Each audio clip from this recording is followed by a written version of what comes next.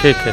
Navneeta ma'am 100 बार उठक बैठक करवाई है, तो फिर 2 डंडा मारी और फिर बोली ना चल उठक बैठक कर। दूसरी क्लास की मासूम बच्ची जिसकी उम्र सिर्फ 8 साल, लेडी टीचर ने 100 बार उठक बैठक कराई, 2 डंडे भी मारे और अब पैरों के मसल्स क्रैक हो गए हैं। अब बच्ची अपने पैरों पर खड़े होने और चलने की हालत में बिल्कुल भी नहीं है। वो दर्द से रो रही है। टॉयलेट जाने की इतनी बड़ी सजा। तो नमस्ते, मैं सोनी।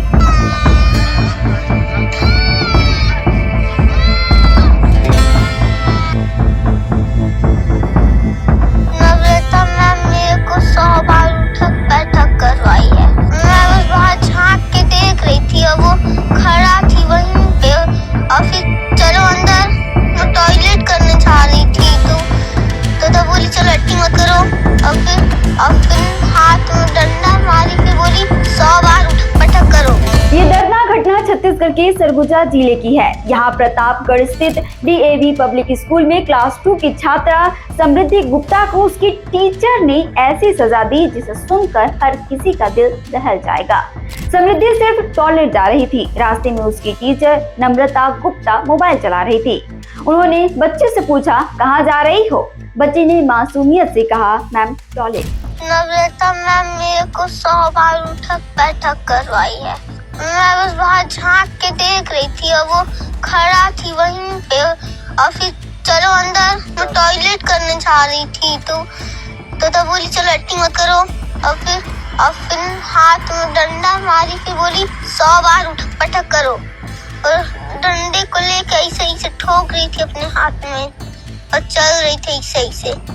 रुक गई ना तो देख लेना, कोई नहीं होगा। अगले ही पल उस मासूम के सिर पर 2 डंडे पड़े और फिर क्लासरूम में ले जाकर उसे 100 बार उठक बैठक करने की सजा दे दी गई। बोले, रुकी तो मेरे से बुरा कोई नहीं होगा। डंडे को जमीन पर ठोकती खड़ी रही। अब जरा सोचिए कि सिर्फ 8 साल की बच्ची, कमजोर शरीर, छोटी सी टांगे और इतना बड़ा दंड।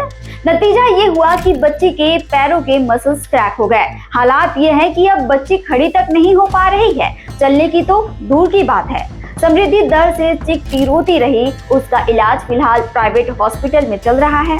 डॉक्टरों का कहना है कि पैरों में गंभीर चोट आई है और ठीक होने में वक्त लगेगा। समृद्धि के पिता मनोज गुप्ता अंबिकापुर में रहकर काम करते हैं। बच्ची अपने बड़े पिता अनुराग गुप्ता के घर रहकर पढ़ाई करती है। स्कूल से लौटी समृद्धि की तकलीफ बढ़ी तो अनुराग गुप्ता ने प्रिंसिपल से शिकायत की। प्रिंसिपल ने टीचर्स को बुलाया तो उन्होंने घटना से इनकार कर दिया। इस मामले में परिजनों ने शिकायत SP तक पहुंचाई, लेकिन सरगुजा के DEO निदेश झा का कहना है कि हमें शिकायत नहीं मिली, शिकायत मिलेगी तो जांच करेंगे। वहीं सीतापुर BEO इंदु तिर्की ने माना कि उन्हें घटना की जानकारी है।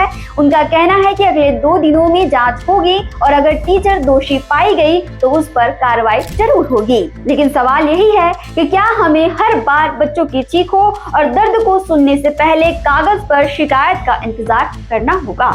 ये कोई पहली बार नहीं है और ना ही ये कोई पहला मामला है। रायपुर नवोदय स्कूल में कुछ दिन पहले 10वीं के 4 छात्रों को मोबाइल देखने पर वार्डन और टीचर ने डंडे और रॉड से पीटा था।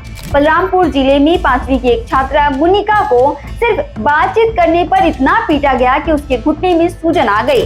बाद में उस टीचर को सस्पेंड कर दिया गया। स्कूल बच्चों के सपनों की नींव होते हैं। वहाँ बच्चों को प्यार, शिक्षा और संस्कार मिलना चाहिए, लेकिन अगर वही जगह बच्चों के लिए डर और जख्म देने वाली बन जाए तो सोचिए आने वाला समाज कैसा होगा।